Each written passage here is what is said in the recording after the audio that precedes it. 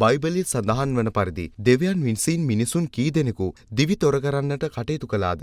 යහපත් මෙන්ම කරුණාවන්ත දෙවියන් වහන්සේට කොතරම් ප්‍රචණ්ඩ විය හැකිදැයි කියා ගැනීමට නම් සෑම යහපත් කිතුණුවෙක්ම බයිබලය කියවා බලා ඊට සැබෑ උත්සාහයක් දැරිය යුතුය. හොඳයි. ස්ටිව් වේල්ස් නම් කතුවරයෙක් බයිබලයේ සඳහන්ව ඇති සියලුම ඝාතන ගණනය කිරීමට කටයුතු කළ අතර ඩ්‍රන්ක් විත් බෝල්ඩ් ඔහුගේ ග්‍රන්ථයේ දෙවියන් වහන්සේ විසින් සිදු කරන්නට යෙදුණු මෙන්ම සිදු කිරීමට අන් අයට උපදෙස් දුන් ඝාතන ලයිස්තුවක් ඔහු විසින් ලයිස්තුගත කර තිබේ. ප්‍රතික්ෂේප කළ නොහැකි දෙවියන් වහන්සේ ඝාතන මෙම වීඩියෝව අවසානයේ දකගැත හැක.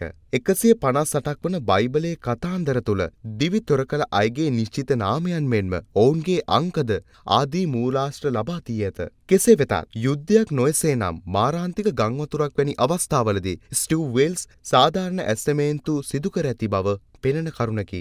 බොහෝ බයිබල් ඇදහිලිවන්තයන් බයිබලයේ සඳහන් වන මෙම ඝාතන නූගත් ලෙස හෝ සරලවම නොසලකා හරිති.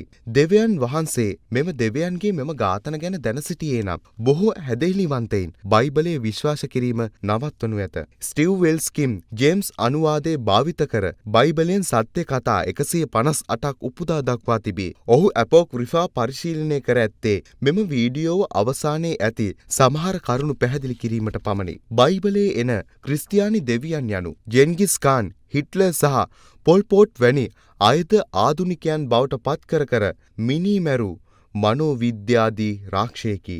ඔබ දන්නවාද දෙවියන් වහන්සේ විසින් ඝාතනය කරන ලද මිලියන ගණන් සමග සසඳන විට බයිබලයේ සාතන් ඝාතනය කළේ මිනිසුන් 10 දෙනෙකු පමණක් බව. එබැවින් ඔබ ඊළඟ වතාවේ බයිබලයේ විවෘත කරන විට බයිබලයේ ඇති සෑම මරණයක්ම සෑම බිහිසුණු භයංකාර ආඥා මරණයක්ම සිදු වූයේ ඔබේ දෙවියන් වහන්සේ නිසා බව මතක තබා ගන්න. හොඳයි. බොහෝ බයිබලයේ ඇදහිලිවන්තයින් එක්කෝ බයිබලයේ කියවන්නේ නැත. නැත්නම් ඔවුන් කනස්සල්ලෙන් දන්වා කොටස් නොසලකා හරි නැත්නම් ඔවුන් කනස්සල්ල දලවන කොටස් නොසලකා හරි දයානුකම්පිත කාරුණික දෙවියන් වහන්සේ විසින් පිරිමි කාන්තාවන් කුඩා දරුවන් මෙන්ම සතුන්වද මෙසේ කුරිරු නපුරු විකාර සහගත ලෙස ඝාතනය සැබවින්ම කරන්නේ කෙසේද යන්න පිළිබඳව බයිබලයේ ඇති මෙම කරුණු පරීක්ෂා කර ප්‍රශ්න කිරීමට තහවුරු කර ගැනීමට සහ අවබෝධ කර ගැනීමට මෙම වීඩියෝ සමග සියලු යහපත් කිතුණුවන් දිරිමත් වනු ඇතැයි මම බලාපොරොත්තු වෙමි. ප්‍රශ්න කිරීමට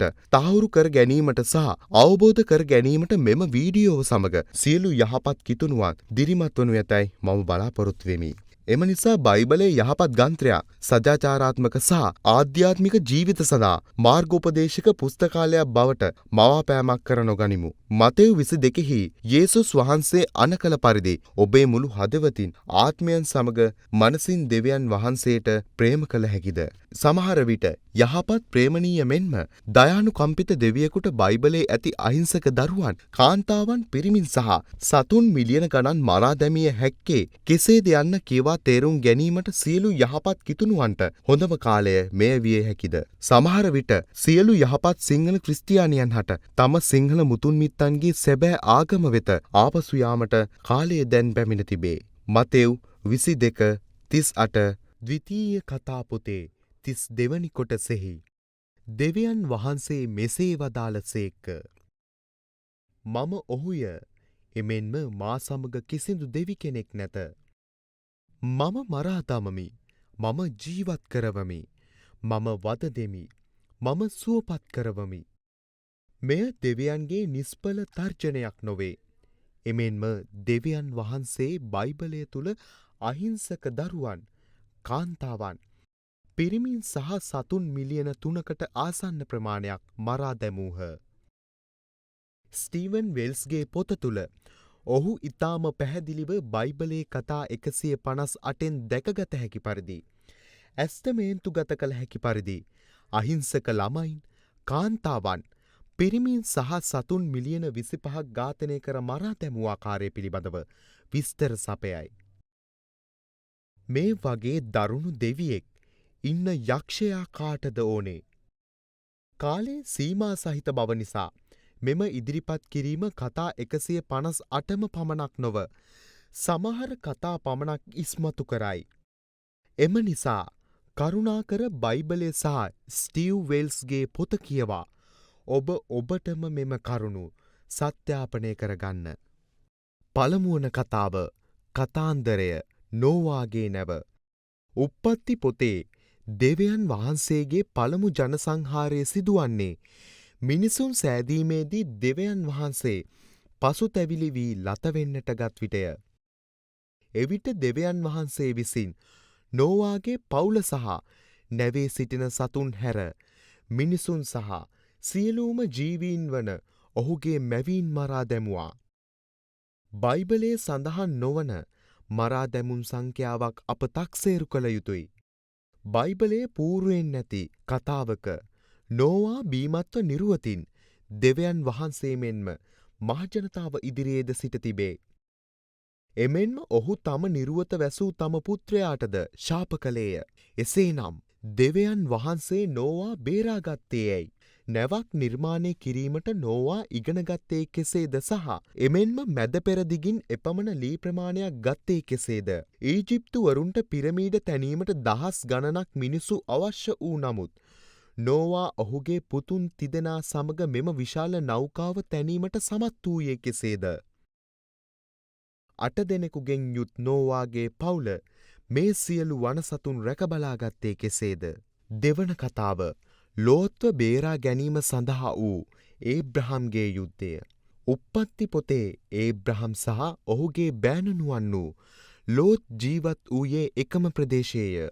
නමුත් ලෝත්ට බොහෝ දේවල් සෝදම් නම් වෙනත් දේශයක තිබූ නිසා ඔහු එම සෝදම් නම් දේශයට ගියේය.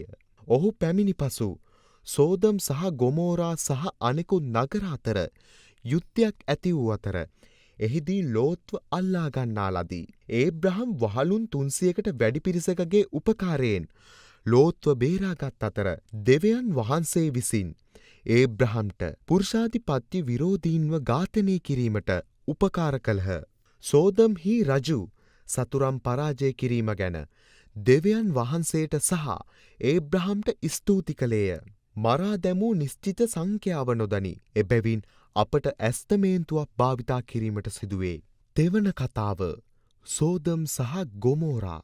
උප්පත්ති පොතේ දෙවියන් වහන්සේ ඒබ්‍රහම්ට පවසන්නේ සෝදම් සහ ගොමෝරාහි සිටින සියලූම දුෂ්ට මිනිසුන් මරා දමන බවයි. එහිදී ඒබ්‍රහම් ධර්මිෂ්ඨ මිනිසුන්ගේ ජීවිතය විශේෂයෙන්ම ඔහුගේ බෑණනුවන් වන ලෝත් සහ ඔහුගේ පවුලේ අයගේ ජීවිතය වෙනුවෙන් අයද සිටී. ඉන් පසුව මිනිසුන් ලෙස පෙනී සිටි දෙවියන් වහන්සේගේ දූතයින් දෙදෙනෙක් සෝදම් වෙත ගොස් ලෝත්ගේ ගෘහයේ නැවතී සිටිහ. කතාවේ හැටියට සෝදම් වල සිටින සෑම පිරිමියෙක්ම ලෝත්ගේ නිවසට පැමිණ ලෝත් සමග නැවතී සිටි දේවදූතයන් සමග ලිංගිකව හැසිරීමට කැමැත්තෙන් පසුවිය. එහිදී විරුද්ධ වනවා වෙනුවට ලෝත් එම මැර පිරිසට ඔහුගේ කන්‍යාවන් වූ දියණියන් දෙදෙනා ඉදිරිපත් කරන්නට කටයුතු කළේය. නමුත් දියණියන්ට කිසිවක් සිදුවීමට පෙර දේවදූතයන් දෙදෙනා සියලු මිනිසුන්ට පහර දී ඔවුන් සියල්ලම අන්ධ කළේය. පසුව දේවදූතයන් ලෝත්ට සහ ඔහුගේ පවුලේ අයට නගරයෙන් පලා යන ලෙස පැවසූ අතර ඔවුන් එය සිදු කරන ලදී. එවිට දෙවියන් වහන්සේ සෝදම් සහ සහෝදර නගරය වන ගොමෝරා ගින්නෙන් සහ ගෙන්දගම් වර්ෂාවෙන් විනාශ කළේය. ඉන් නගරවල සිටි සියල්ලෝම මියගියහ. නමුත් මියගිය සැබෑ සංඛ්‍යාව සඳහන් කර නැති බැවින් අප එය ඇස්තමේන්තු කරන්නෙමු. සිව්වැනි කතාව ලොත්ගේ බිරිඳ. උප්පත්ති පොතෙහි අප දැන් පැමිණ ඇත්තේ බයිබලයේ දෙවියන් වහන්සේගේ සිව්වැනි ඝාතන ක්‍රියාව වන අතර එය දෙවියන් වහන්සේගේ ගණන් කළ හැකි වින්දිතීන්ගේ පළමුවැන්නයි. ලොත් සහ ඔහුගේ පවුලේ අය සෝදම් නගරයෙන් පලා යද්දී ලොත්ගේ බිරිඳ ආපසු හැරී නගරය දෙස බැලූ අතර එවිට ඇගේ මිතුරියන් කිහිප දෙනෙකු මෙන්ම අසල්වාසීන් කඩා බිඳ දමා පුළුස්සා දමන ආකාරය දුටුවාය. දෙවියන් වහන්සේ ලොත්ගේ බිරිඳව මරා දැමුවේ. දේව දූතයන් විසින් ඇයට එපා යයි පැවසූ විට ඇය නගරය දෙස ආපසු හැරී බැලූ බැවිනි. මෙය සත්‍ය වූ දේවඝාතනයකි. උප්පත්ති පොතෙහි මෙම දෙවියන් වහන්සේ නම් කරන ලද මිනිමැරුම් වින්දිතයන්ගේ පළමුවැන්නයි. ඔහුගේ නම ඔහුගේ පියාගේ නම ජූදා, ඔහුගේ මවගේ නම ශුවා සහ ඔහුගේ බිරිඳගේ නම ටෙරම් බව අපි දනිමු. එමෙන්ම ඔහු දෙවියන් වහන්සේ ඉදිරියේ දුෂ්ට වූ බැවින් දෙවියන් වහන්සේ ඔහුව මරා දැමූ බව අපි දනිමු. ර්ව මරා දැමීමට කුමක් හේතු වූවාදැයි බයිබලය අපට නොකියයි. නමුත් පුළුල්ල පැතුරුණු තේමාවක් තුළ කුළුඳුල් දරුවකු වූ නිසා දෙවියන් වහන්සේ ඉදිරියේ අප්‍රසන්න වූ බව උද්දීපනය කරමින් එය ඇඟවුම් කරයි. බයිබලයේ මුල් පොත් 5 සඳහන් වන පරිදි බොහෝ හේතුන් නිසා දෙවියන් වහන්සේ කුළුඳුල් දරුවන්ට අකමැතිය. මෙය තවත් තහවුරු වූ දේවඝාතනයකි. 6 වෙනි කතාව ඕනාන් විසින් ඒ බිම වැගිරුවා. උප්පත්ති පොතේ ජූදා ර්ගේ සහෝදරයා වන ඕනාන්ට තම මියගේ සහෝදරයාගේ බිරිඳ සමග ලිංගිකව හැසිරීමට කීවේය. සමහර විට ජූදාහට මුණුබුරෙකු අවශ්‍ය වූ නිසා ඕනාන් ලිංගිකව එක් වූ නමුත් ඔහු එය පිටතට ඇද බිමට පහ කළේය. සම්පූර්ණ ක්‍රියාව දෙස බලා සිටි දෙවියන් වහන්සේ ඕනාන්ව මරා දැමුවේ ඔහුගේ මියගේ සහෝදරයාගේ බිරිඳගේ යෝනි මාර්ගයෙන් පිටතට ශුක්‍රාණු පිට කිරීම නිසාය. මෙය වූ කලි තවත් සත්‍යාපිත දෙවියන් විසින් කළ මරා දැමීමකි.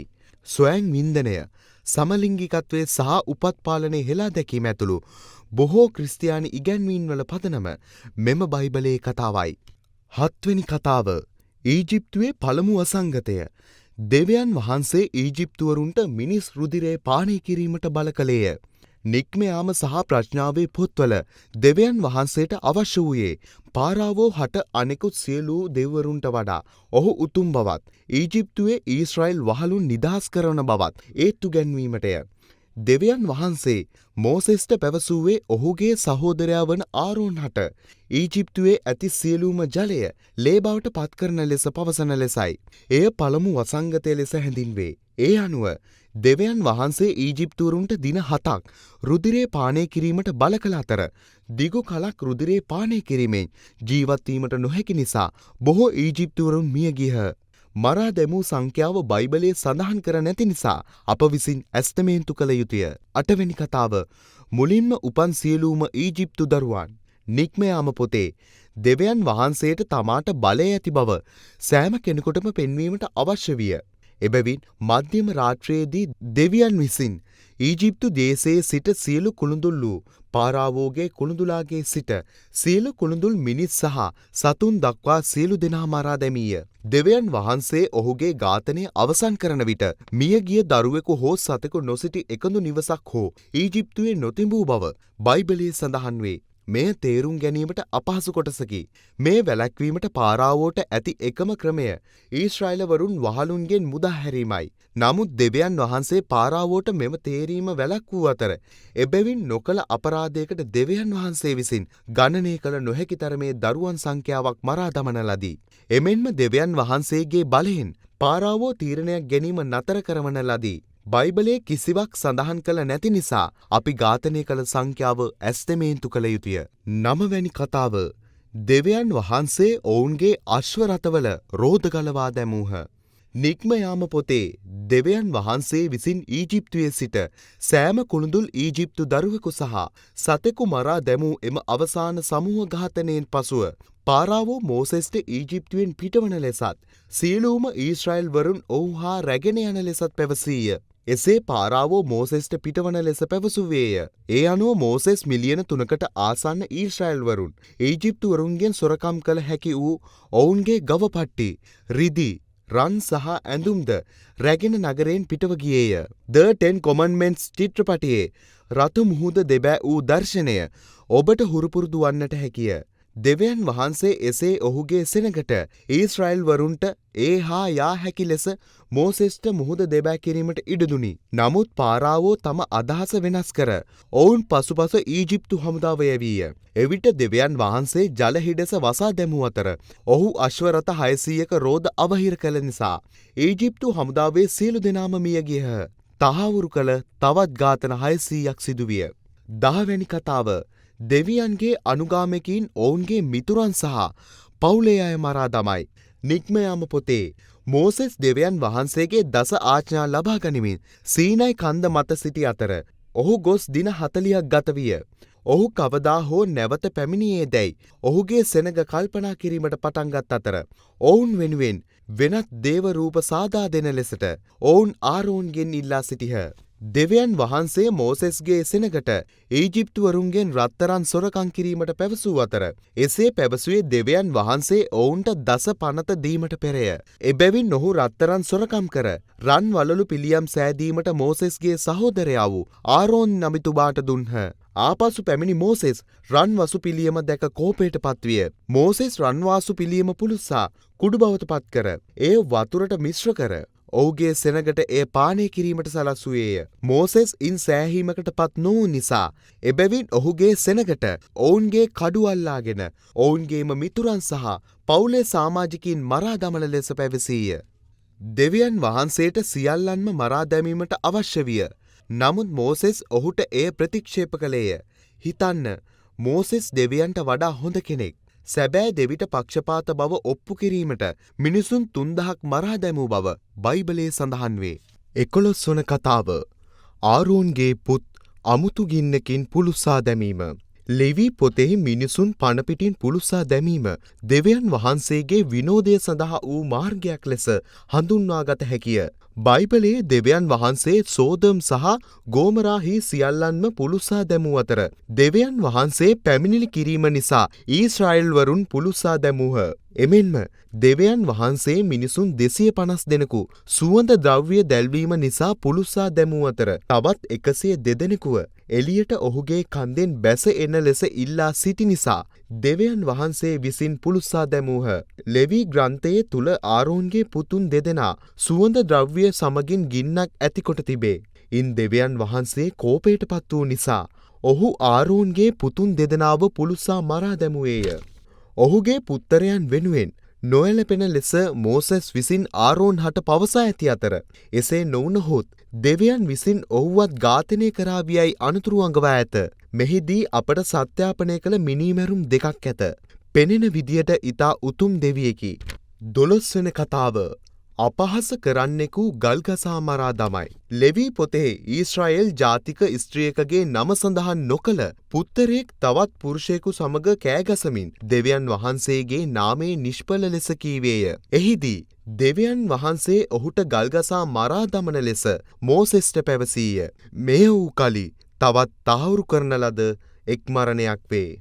ලෙවි පොතෙහි ඊශ්‍රායෙල් ජාතික ස්ත්‍රියකගේ නම සඳහන් නොකළ පුත්තරයෙක් තවත් පුරුෂයෙකු සමග කෑගසමින් දෙවියන් වහන්සේගේ නාමයේ නිෂ්ඵල ලෙස කීවේය. එහිදී දෙවියන් වහන්සේ ඔහුට ගල්ගසා මරා දමන ලෙස මෝසෙස්ට පැවසීය. මෙය වූ කලි තහවුරු කරන ලද තවත් එක් මරණයක් වේ.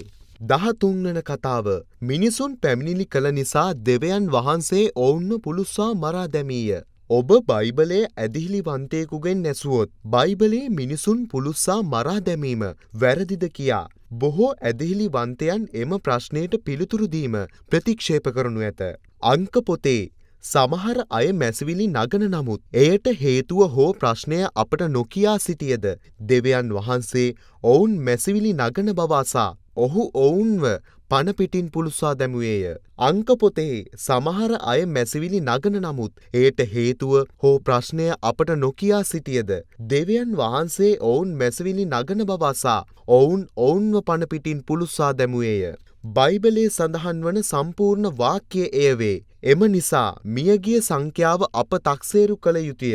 14 වන කතාව. බාලදක්ෂීන් 10 දෙනෙකු ඔවුන්ගේ අවංක වාර්තාවට මරා දමයි. අංක පොතේ මෝසෙස් ඊශ්‍රායෙල් ගෝත්‍ර 12න් ඔත්තුකරුවන් 12 දෙනෙකු කානාන් දේශයට යවයි. නමුත් ඔත්තුකරුවන් ආපසු පැමිණි විට එක් ඔත්තුකරුවෙකු වූ කාලේබ් මෝසෙස් ජනයාට පැවසුවේ ඔවුන් කානාන් යටත් කරගත යුතු බවයි. නමුත් කානාන්හි මිනිසුන් යෝධයන් මෙන් ඉතාමත් ශක්තිමත් වූ නිසා අනෙත් ඔත්තුකරුවන් 10 දෙනා එකඟ නොවීය. ඉතින් මෝසෙස් මිනිසුන්ට කානාන් දේශය අත්පත් කර ගැනීමට නොහැකිවීම ගැන බොහෝ දුක් වූ අතර ඔවුන් එම සිතුවිල්ල අත්හැර දැමූහ. පසුව ඔවුන් නව නායකයෙකු තෝරාගෙන නැවත ඊජිප්තුවට ගියහ.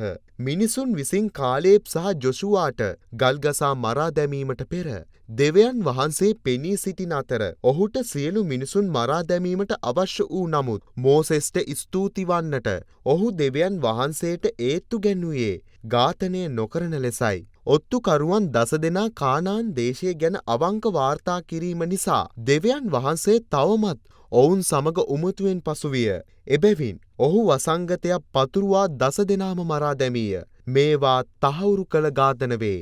15 වන කතාව සබත් දවසේ කූරු එකතු කරන මිනිසෙක් ගල්ගසා මරා දමයි. අංක පොතේ 15 වන පරිච්ඡේදයේ සබත් දවසක් කූරු හලන මිනිසෙකු සිටියේය. මෝසෙස් දෙවියන් වහන්සේගෙන් කුමක් කළ යුතුදැයි විමසූ අතර දෙවියන් වහන්සේ මිනිසාව මරන්නට කීවේය. ඒ නිසා ඔවුන් එම මිනිසාට ගල්ගසා මරා දැමීමට කටයුතු කළේය. තවත් තහවුරු කළ එක් මරණයක්. දුප්පත් මිනිසාව මරා දමනවා වෙනුවට දේවදූතෙක් එවා හොඳ සදාචාරාත්මක පාඩමක් පෙන්වීමට කටයුතු කොට එම දුප්පත් මිනිසාව වෙනස් කිරීමට කටයුතු කිරීම සඳහා දෙවියන් වහන්සේ උත්සාහවන්ත නොවූයේ මන්ද? දුප්පත් මිනිසාව මරා දමනවා වෙනුවට දේවදූතෙක් එවා හොඳ සදාචාරාත්මක පාඩමක් පෙන්වා ඒ දුප්පත් මිනිසාව වෙනස් කිරීමට කටයුතු කිරීම සඳහා දෙවියන් වහන්සේ උත්සාහවන්ත නොවූයේ මන්ද? 16 වන කතාව කෝරා ඔහුගේ සගයන් සහ ඔහුගේ පවුල් පණ පිටින් වලලා දැමීම.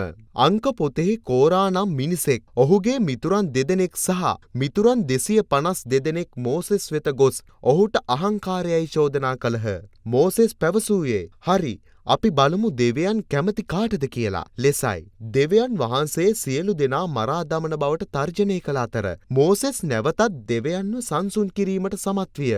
දෙවියන් මෝසෙස් සහ ආරෝන් කෝරා සහ ඔහුගේ මිතුරන් 2 දෙනා පරීක්ෂණයක් ඉදිරිපත් කළේය. එහිදී දෙවියන් සහ මෝසෙස් පරීක්ෂණයක් සංවිධානය කළහ. කෝරා සහ ඔහුගේ මිතුරන් 2 දෙනා සාමාන්‍ය ස්වභාවික මරණයකින් මිය ගියහොත් දෙවියන් වහන්සේ මෝසෙස්ගේ මිතුරෙකු නොවේ. නමුත් කෝරා සහ ඔහුගේ මිතුරන් 2 දෙනා පණ පිටින් වලලනු ලැබුවහොත් මෝසෙස් දෙවියන්ගේ විශේෂ මිතුරා වේ. කෝරා සහ ඔහුගේ මිතුරන් 2 දෙනා පෘථිවිය ගිලගත් නිසා දෙවියන් මෝසෙස්ගේ විශේෂ මිතුරා බව පරීක්ෂණයෙන් සියල්ලටම ඔප්පු විය. මෙයද තහවුරු කළ ඝාතනයක් වේ.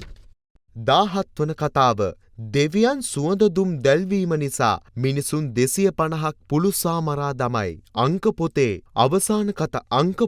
අවසාන කතාවේ කෝරාගේ කැරැල්ල සමග කටයුතු කිරීමට මෝසෙස්ගේ මුල් සැලැස්ම දෙවියන්ගේ සැලැස්ම මගින් ප්‍රතිස්ථාපනය කරන ලද අතර කෝරා සහ ඔහුගේ මිතුරන් 2 දෙනා පණ පිටින් වලලනු ලැබීය. පසුව මෙහිදී මෝසෙස් කෝරාගේ සගයන් 252 දෙනාට දෙවියන් වහන්සේ ඉදිරියේ සුවඳ දුම් ඔප්පු කරන ලෙස පැවසුවේය. පසුව මෙහිදී මෝසෙස් කෝරාගේ සගයන් 252 දෙනාට දෙවියන් වහන්සේ ඉදිරියේ සුවඳ දුම් ඔප්පු කරන ලෙස පැවසූ අතර ඔවුන් එකඟ වී සුවඳ දුම් දල්වන විට දෙවියන් වහන්සේ විසින් කෝරාගේ සගයන් 250 දෙනාම පණ පිටින් පුළුස්සා දැමූහ.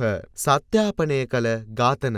18 වන කතාව දෙවියන්ගේ ඝාතනය ගැන පැමිණිලි කිරීම නිසා දෙවියන් වහන්සේ 14700ක් මරා දමයි. අංක පොතේ දෙවියන් විසින් කෝරා ඔහුගේ මිතුරන් 2 දෙනා සහ අනෙකුත් සගයන් 250 දෙනා ඝාතනය කිරීම දුටු මිනිසුන්ට එය මෝසෙස් වෙත ගෙන යාමට අවශ්‍ය විය. එහිදී දෙවියන් මෝසෙස්ට පැවසුයේ සියල්ල මරා දමන බවයි. ඉන් පසුව මෝසෙස් ආරෝන් හට දෙවියන් වහන්සේ සියල්ලෝම මරා දැමීම වැළැක්වීමට සුවඳ දුම් දල්වන ලෙස කීවේය. නමුත් බයිබලයේ සඳහන් පරිදි වසංගතයෙන් මියගියේ 14700ක් පමණක් බැවින් සුවඳ දුම් දැල්වීමෙන් යම් බලපෑමක් ඇතිවිය. සත්‍යාපනය කරන ලද ඝාතනය. සමහර විට ඔබ සුවඳ දුම් දැල්වුවහොත් දෙවියන් වහන්සේ මිනීමැරුම් නවත්වනු ඇත. සමහර විටක දෙවියන් වහන්සේම ඔබව පුළුස්සා මරා දමනු ඇත. දෙවියන් වහන්සේ අද්භූත ආකාරවලින් ක්‍රියා කරයි. 19 වන කතාව ෆිනියස් ද්විත්ව ඝාතනය. අංක පොතේ ඊශ්‍රායෙල් පුරුෂයෙක් මෝප් රාජ්‍යයේ ස්ත්‍රීන් සමග නිදා සිටි අතර පසුව ඔවුන් කාන්තා දෙවිවරුන්ට නමස්කාර කරන්නට ගත් නිසා මේ සැබෑ දෙවියන් වහන්සේව කෝප කරන්නට ගත් හේතු විය. ඒ හේතුවෙන් ඒ සියලු දෙනා මරා දමන ලෙස ඔහු මෝසෙස්ට පවසන ලදී. මෝසෙස් යම් ක්‍රියාමාර්ගයක් ගැනීමට පෙර එක් ඊශ්‍රායෙල් පුරුෂයෙක් වෙනත් රාජ්‍යයක කාන්තාවක් සමග ඔවුන්ගේ කඳවුරට ඇතුල් විය. ඔවුන් ලිංගිකව හැසිරෙන බව දුටු ෆිනියන්ස් නම් මිනිසෙක්. පසුව ඔහු තම හෙල්ලෙන් ඔවුන් දෙදෙනාව මරා දැමීය. ෆිනියන්ස් යුවළ මරා දැමීම ගැන දෙවියන් සතුටු විය. එබැවින් ඔහු සියල්ලන් මරා දැමීම වෙනුවට නගරයේ දරුවන් ඉතිරි කිරීමට තීරණය කළ අතර වසංගතයෙන් මිනිසුන් 24000ක් මරා දැමීය. තවත් තහවුරු කළ ඝාතනය. 20 වන කතාව මිදියන් වරුන්ගේ සංහාරය. අංක පොතේ කතාව ආරම්භ වන්නේ දෙවියන් වහන්සේ මෝසෙස්ට පිළිගැනීමට සහ මිදියන් වරුන් මරා දමන ලෙස පැවසීමෙනි. එවිට මෝසෙස් තමන්ට පැවසූ ආකාරයට පිනෙයාස්ගේ නායකත්වයෙන් මිනිසුන් 12000ක් පිටත් කරන ලදී. පළමුව ඔවුන් සෑම පිරිමියකුම මරා දැමූ අතර ඉන් පසුව ඔවුන් බාලාම් සහ රජවරුන් 5 දෙනාව මරා දැමීමට කටයුතු කළහ. බයිබලයේ මෝසෙස් පැවසුවේ කුඩා පිරිමි ළමයින් සහ පිරිමි ලදරුවන් මෙන්ම කන්‍යාවන් නොවන කාන්තාවන් මරා දමමු. මන්ද ඔවුන් සියල්ලන්ම මැරීමට සුදුසු නිසා ලෙසටය. බයිබලයේ පවසන්නේ සියලුම ඝාතන සිදුකර අවසන් වන විට කන්‍යාවන් 32000ක් පමණක් ජීවත්ව සිටි බවයි. මියගිය සංඛ්‍යාව අපි තක්සේරු කළ යුතුයි. මෙම කතාවේ සදාචාරාත්මක පාඩමක් තිබේද සහ ඔවුන් කන්‍යාවන් සහ කන්‍යාවන් නොවන අය වෙන් කළේ කෙසේද යන්න මටම වටහා ගත නොහැක. 21 වන කතාව ජෙරිකෝ සංහාරය. ජොසුවා පොතේ මෙම ජොෂුවා ජෙරිකෝ සටනේදී කළ සටන සහ බැඳීම් බිඳවැටීම ගැන කිතුණු දරුවන් ගායනා කරන සංහාරයකි. ඇත්ත කතාවේදී දෙවියන් වහන්සේ ජොසුවාට සහ ඔහුගේ හමුදාවට දින 7ක් ජෙරිකෝ නගරය වටා ගමන් කරන ලෙසත් ඉන් අවසානයේ බිත්ති කඩා වැටෙනු ඇති බවත් ඔහු පැවසූ අතර එය ඇසූ ඔවුන් එසේ කළහ. ඉන් පසුව හමුදාව එක් ගණිකාවක් සහ ඇගේ පවුලේ අය හැර ඇතුලේ සිටි සෑම පිරිමියෙක්ම කාන්තාවක්ම සහ දරුවෙකුම ඝාතනය කළේය. ජෙරිකෝව විනාශ කිරීමෙන් පසු ජොසුවා පැවසුවේ නගරේ නැවත ගොඩනගන්න ඕනෑ කෙනෙකුට දෙවියන් වහන්සේගේ ශාපයට ලක්වන බවත් ඔහුගේ වැඩිමහල් සහ බාලම පුතුන් පූජා කිරීමට බල කරනු ලබන බවත්ය. හීල් ජෙරිකෝව නැවත ගොඩනැගූ විට මෙම අනාවැකිය ඉටුවිය. දෙවියන් වහන්සේ ඔහුට තම වැඩිමල් පුත්‍රයාගේ දේහය සමග අත්තිවාරම් දැමීමට සැලැස්සූ අතර ඔහුගේ බාලම පුතාගේ දේහය සමග දොරටු පිහිටුවන ලදී. මියගිය සංඛ්‍යාව අපි තක්සේරු කළ යුතුය. 22 වන කතන්දරය ජොසුවාට ඔහුගේ ඝාතනය දිවා කාලයේ සිදු කළ හැකි වන ලෙස දෙවියන් වහන්සේ සූර්යයා නවත්වයි. ජොසුවා පොතේ ජොසුවා සහ ඊශ්‍රායෙල් වරුන් සෑම නගරයකින්ම මිනිසුන් ඝාතනය කර හෝ වහල් භාවයට පත් කර ඇති අතර ඔවුන් ජෙරිකෝවේ සහ ආයිහිසී සිටි සියන්නන් මරා දමා ගිබියෝන් වෙසියන් වහල් භාවයට පත් කළහ. ජොසුවා සහ ඔහුගේ හමුදාව මේ වන විටත් ඔවුන්ගේ මිනීමැරුම් කරමින් සිටි නමුත් කිසිදු ආලෝකයන් නොමැතිව මරා දැමීම් සිදු කිරීම දුෂ්කර විය. ඒ නිසා යොෂුවාට සහ ඔහුගේ මිනිසුන්ට තවත් මිනීමැරුම් කිරීමට දිවා ආලෝකයේ ලැබෙන පිණිස දෙවියන් වහන්සේ සූර්යාගේ ගමන් කිරීම නැවතිය. ඒ සමග ජොසුවාගේ හමුදාවට තවත් නගර 5ක මිනිසුන් මරා දැමීමට සිදුවිය. ඉතින් මේ ඝාතනවල දෙවියන් කෙලින්ම සම්බන්ධ වූ බව පැහැදිලිය. ඔවුන් මිනිසුන්ව ඝාතනය කර අහසින් විශාල හිම කැට වට්ටා ජොසුවාගේ ඉල්ලීම පරිදි පැය 24ක් පුරා හිරුගේ චලනය නතර කළේය. දෙවියන් වහන්සේ ඉර චලනය වීම නැවැත්තුවා නම් එයින් අදහස් වනුයේ සූර්යා පෘථිවිය වටා ගමන් කරන බවයි. ගැලීලියෝට මෙතරම් කරදරයක් කළේ මෙම පදයයි. කෙසේ හෝ මියගිය සංඛ්‍යාව අප තක්සේර කළ යුතුයි. 23 වන කතාව දෙවියන් වහන්සේ අනකල පරිදි ජොසුවා හුස්මගත් සියල්ල මුළුමුණින් විනාශ කළේය. ජොසුවාගේ පොතේ දෙවියන් වහන්සේ ජොසුවාට නගර 7ක් අත්පත් කර ගැනීමටත් ඇතුළත සහ පද කීපයකින් සියල්ලන් මරා දැමීමටත් අනකලේය. දෙවියන් වහන්සේ ඔහුගේ පැත්තේ සිටින විට ජොසුවා ඔවුන්ගේ රජවරුන් ඇතුළු නගර 7 සිටි සියල්ලන් මරා දැමුවේය. මියගිය සංඛ්‍යාව අප තක්සේරු කළ යුතුයි. 24 වන කතාව ඒහුද් දෙවියන්ගෙන් පණිවිඩයක් ලබා දෙයි.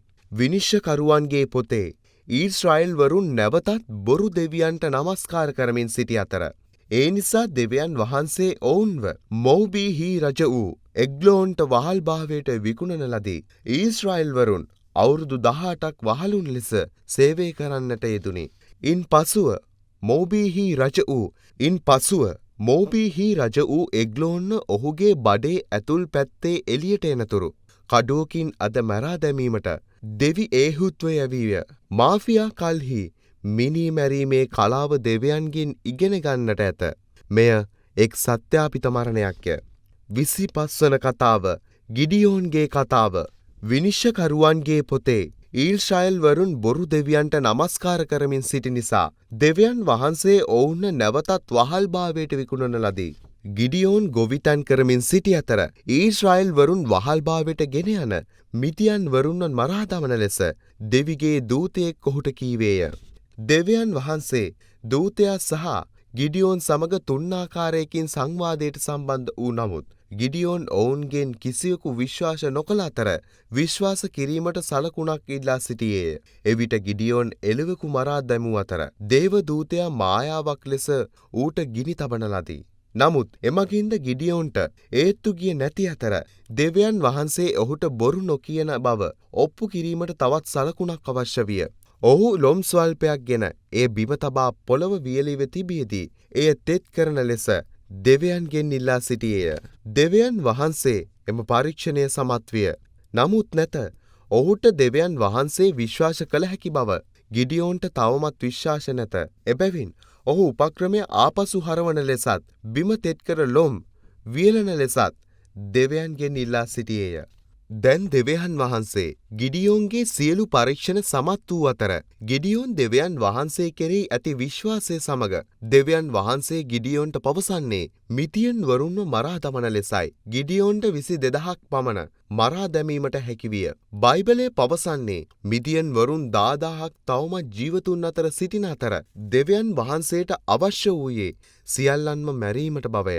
ඉතින් ගිඩියෝන් ආපසු ගොස් මිනිසුන්ගෙන් යුත් හමුදාවක් අල්ලාගත් නමුත් දෙවියන් වහන්සේ ගිඩියෝන්ට පැවසුවේ සොල්දාදුවන්ගෙන් ඔවුන්ට ගඟට බැස යන ලෙස ඉල්ලා සිටින ලෙසයි. සුනකයන් මෙන් දනින් වැටී සිටි සොල්දාදුවන් පමණක් ඔහුට අවශ්‍ය ස්වාභාවික ඝාතනයක් වන බවත්ය. කෝපයක් හෝ අතින් බිමට ගන්නා සොල්දාදුවන් ගෙදර යැවිය යුතු බවත්ය. අවසානයේදී ගිඩියෝන්ගේ විශේෂ සොල්දාදුවන් 300 දෙනා ඝාතන සිදු කළේ නැත.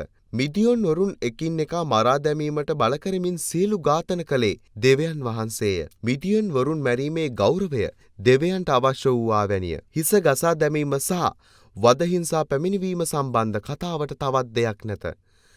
නමුත් මම ඔබට විස්තර ඉතිරි කරමි. බයිබලයෙන් පසුවන්නේ මිනිසුන් 12000ක් දෙවියන් විසින් මරා දැමූ බවත්.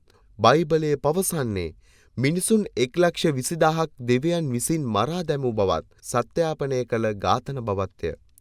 26 වන කතාව දෙවියන්ගේ නපුරු ආත්මය නිසා නගරය සමූල ඝාතනයක් කර 1000ක් පුළුස්සා මරා දමයි. විනිශ්චකරුවන්ගේ පොතේ ගිඩියෝන්ට දරුවන් 71ක් සිටි අතර ඔවුන්ගෙන් එක් අයෙක් අබිමෙලෙක් ඔහුට සිංහාසනය පාලනය කිරීමට අවශ්‍ය බව තීරණය කළේය. එබැවින් ඔහු පැනගිය ජොතෑම් හැර ඔහුගේ සියලු සහෝදරයන් මරා දැමීය. ඉතින් අබිමෙලෙක් සහ ජෝතම් ඊශ්‍රායල පාලනය කිරීමට සටන් කළ අතර අබිමෙලෙක් ජයග්‍රහණය කර ඊශ්‍රායලයේ පළමු රජු බවට පත්විය. එවිට දෙවියන් වහන්සේ නපුරු ආත්මයක් යැවීමෙන් සම්බන්ධ වීමට තීරණය කළහ. නපුරු ආත්මයන් ගැන බයිබලයේ පැහැදිලිය. ඔවුන් එක්කෝ දෙවියන් වහන්සේ විසින් ඍජුවම එවනු ලැබේ. නැතහොත් ඔවුන්ගේ ආරම්භය නොදනි. බයිබලයේ කිසිවිටක සාතන්ට නපුරු ආත්මයක් ආරෝපණය කරේ නැත. දෙවියන් වහන්සේගේ නපුරු ආත්ම පැමිණීම ශේකේම් නගරයේ සිටි සියල්ලන්ම අබිමෙලෙක්ට විරුද්ධව කැරලි ගැසීමට යොමු කළේය.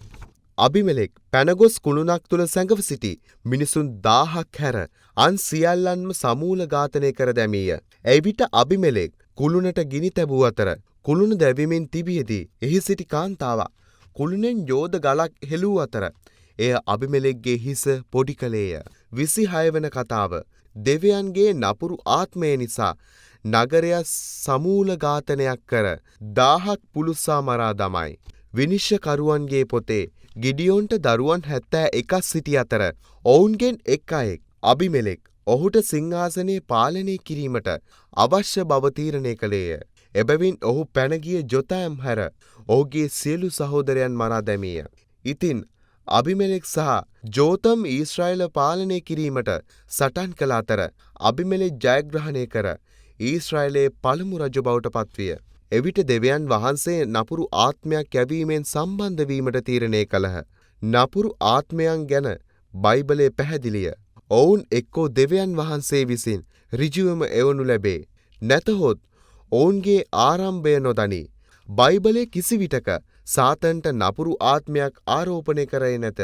දෙවියන් වහන්සේගේ නපුරු ආත්ම පැමිණීම ශේකේම් නගරයේ සිටි සියල්ලන්ම අබිමෙලෙක්ට විරුද්ධව කැරලි ගැසීමට යොමු කළේය. අබිමෙලෙක් පැනගොස් කුළුණක් තුළ සැඟව සිටි මිනිසුන් 1000ක් හැර අන් සියල්ලන්ම සමූල ඝාතනය කර දැමීය. එවිට අබිමෙලෙක් කුළුණට ගිනි තැබූ අතර කුළුණ දැවිමින් තිබියදී එහි සිටි කාන්තාවක් කුළුණෙන් යෝධ ගලක් හෙළූ අතර එය අබිමෙලෙක්ගේ හිස පොඩි කළේය. 28 වන කතාව. දෙවියන් වහන්සේ එලීගේ පුතුන් සහ ඊශ්‍රායලයේ සෙබළුන් 34000ක් මරා දැමූහ. සැමුවෙල්ගේ පොත්වල එලී නම් පූජකයෙක් සිටි අතර ඔහුට හොෆ්නි සහ ෆිනෙස් නම් පුතුන් දෙදෙනෙකු සිටිහ. එලී මෙන් ඔහුගේ පුතුන් පූජකයින් විය. නමුත් ඔවුන් නපුරු අය වන අතර ඔවුන් මස්ත සොරකම් කරන ලදී. ඔවුන් දේව භක්තික මිනිසුන් නොවේය. එලී තම පුතුන් දෙදෙනා සමග කතා කිරීමට උත්සාහ කළ නමුත් ඔවුන් සවන් දුන්නේ නැත. එය ඔවුන් කරේ දෙවියන් වහන්සේව කෝප ගැන්වීමට හේතුවක් විය. එලීගේ පුතුන් මරා දැමීමට පෙර දෙවියන් වහන්සේ එලීට වද දුන්නේ අනාගත වන්තෘ සාමුවේල් හරහා පණිවිඩ 3ක් යවමින්ය. එනම් දෙවියන් වහන්සේ ඔබේ